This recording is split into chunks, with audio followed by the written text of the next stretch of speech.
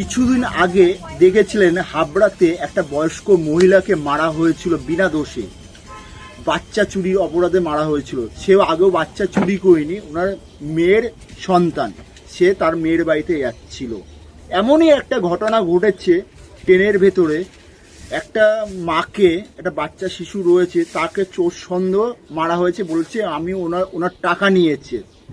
টাকা নিলে নিশ্চয়ই প্রশাসন আছে, পুলিশ আছে, তাহলে তাদের ডাকুক। সে আমি মানছি চুরি করেছে বলে তাকে মারতে হবে, তার জন্য প্রশাসন রয়েছে, পুলিশ রয়েছে। যেই মহিলাটাকে মারছে তার হাতে ছিল কোলে বাচ্চা ছিল, তার বাচ্চারও নিশ্চয়ই আঘাত লেগেছে। যেই ভদ্রলোক মেরেছে সেই ভদ্রলোকের আমি চাই চরম শাস্তি হোক। আমি প্রশাসনের কাছে আবেদন করছি, রেল পুলিশের কাছে আবেদন করছি, আপনারা সিসি ক্যামেরা ফুটেজ দেখে তাকে আইনের পদক্ষেপ নেন। আপনারা আইনের ওনাকে শাস্তি দিন, ফুটেজ চেক করে। চোর হলে তাহলে ওনাকে মারতে হবে, তার জন্য পুলিশ রয়েছে, প্রশাসন রয়েছে, তারা দেখবে। আমি প্রত্যেকটা প্রশাসনকে, প্রত্যেকটা পুলিশকে, রেল পুলিশকে, স্যারদেরকে অনুরোধ করছি, যেই মহিলাটাকে মেরেছে, যেই ভদ্রলোক মারছে, তাকে আপনারা শাস্তি দিন, আইনের ব্যবস্থা নিন। সিসি ক্যামেরা ফুটেজ চেক করে ওনাকে ধরুন, ওনাকে আপনারা শাস্তি দিন। আপনাদের কাছে আমি এটা অনুরোধ করতে চাই পুলিশ প্রশাসনকে। নমস্কার স্যার।